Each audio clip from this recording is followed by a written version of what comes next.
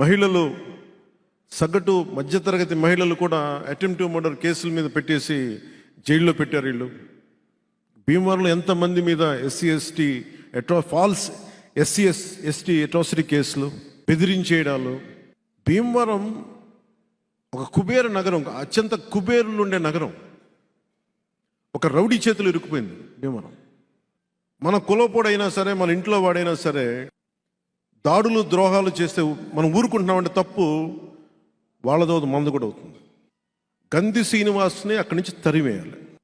ఒక వీధి రౌడీని ఎమ్మెల్యే చేస్తే ఏ స్థాయికి వచ్చిందో ఈ రోజున భీమవరం చిన్న సోడా, నిమ్మకాయ సోడా అమ్ముకునే వ్యక్తులు కూడా బెదిరించే స్థాయికి వెళ్ళిపోయింది. పార్టీ పెట్టడానికి సొంత నన్ను కాదని బయటకు వచ్చాను, గుర్తుపెట్టుకోండి. కాదనే వచ్చాను, ఆయన ఇబ్బంది పెట్టే వచ్చాను, నాకు తెలుసు. కానీ నేను ఆశయం మీద నిలబడితే, కొట్లాడితే ముందు వెనక చూడను.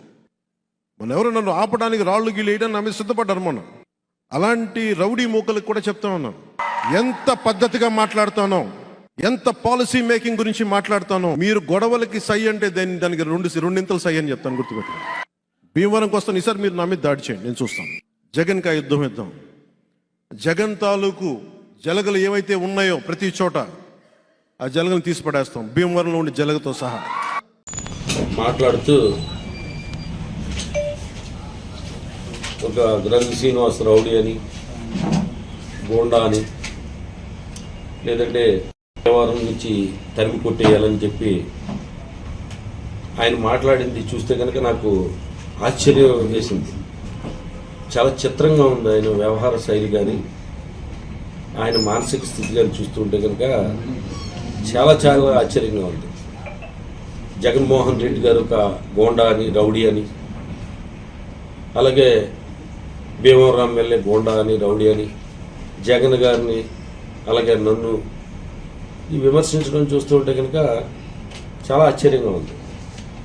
జగన్మోహన్ రెడ్డి గారి మీద అయితే కనుక ఇంకా ఫస్ట్ నుంచి చూస్తున్నాం, ఆయన మీద ఎందుకో మరి ఆయనకి అంత ఈర్ష్య, ద్వేషము, అసూయ అనేది ఈ రాష్ట్ర ప్రజలందరికీ కూడా $1 మిలియన్ క్వశ్చన్ కింద ఉంది. ఎందుకంటే ఎందుకు ఆయన మీద ఆ ద్వేషం, ఆయన మీద ఎందుకో ఈర్ష్య, అసూయ. ఎప్పుడు చూసినా కూడా జగన్ గారి గురించి విమర్శలు చేయడం, అది ఇంకా ప్రజలకి ఈయన మెంటల్ ఇన్బ్యాలెన్స్ గురించి అర్థమైపోయింది. ఇక నా గురించి మాట్లాడింది అయితే చాలా విచిత్రంగా ఉంది. కిందటి నెల 21వ తారీఖుని భీమవరం వచ్చాడు ఆయన. అలాగే జనసేన పార్టీకి సంబంధించిన నాయకులతోటి, కార్యకర్తలతోటి, అందరితోటి సమావేశం అయ్యాడు ఆయన. సమావేశం అయిన తర్వాత ఆ కార్యకర్తలను ఉద్దేశించి ఆయన ఏం మాట్లాడాడు? గ్రంథి శ్రీనివాస్ అంటే నాకేం ద్వేషం లేదు, గ్రంథి శ్రీనివాస్ అంటే నాకేం ద్వేషం లేదు అని మాట్లాడాడు. 1 నెల రోజులు కూడా పూర్తి కాల. అరే నిన్న హైదరాబాద్లో చూస్తే అతను గోండా అని, గ్రంథి శ్రీనివాస్ గోండా, రౌడీ. నేను భీమవరంలో స్థలం కొనుక్కుందామంటే నాకు ఎవరిని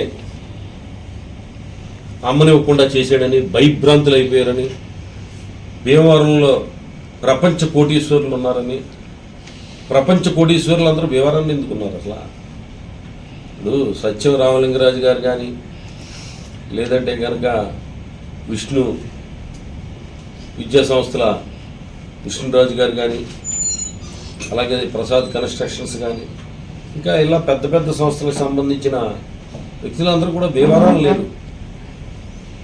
చూస్తూ ఎంతోమందికి ఉపాధి కలిగిస్తూ ఇక్కడ విద్యా సంస్థలు స్థాపించి భీమవరం అభివృద్ధికి తోడ్పడటమే కాకుండా, ఇక్కడ ఎవరైనా ప్రజలకు సంబంధించి, ఎవరైనా విద్యార్థులకు సంబంధించి ఎవరన్నా ఏదన్నా వచ్చి మమ్మల్ని అడిగినప్పుడు మేము వాళ్ళకి ఏదన్నా రికమెండ్ చేస్తే వాళ్ళకి సంబంధించిన ఫీజులు తగ్గించడం కానీ, అటువంటి సహాయ సహకారాలు అందిస్తున్న వ్యక్తులు వాళ్ళందరూ కూడా నన్ను చూసి, నా రౌడీజం చూసి పారిపోయారు అని చెప్పి చెప్పడం కూడా భీమవరం ప్రజలందరికీ ఆశ్చర్యం. నాకు ముందు అసలు ఏంటి ఈయన మెంటల్ స్టెబిలిటీ ఏంటి, ఎలా ఉంది మానసిక స్థితి అనేది నాకు అర్థమవుతుంది.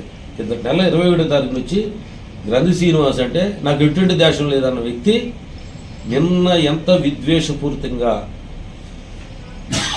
అరే భీమవరంలో ఓడిపోయడం నాకు చాలా బాధగా ఉంది, కడపలో పులివెందుల్లో ఓడిపోయినా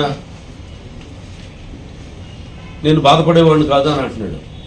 అసలు ఏం మాట్లాడుతున్నాడు ఆయన అర్థమవుతారా?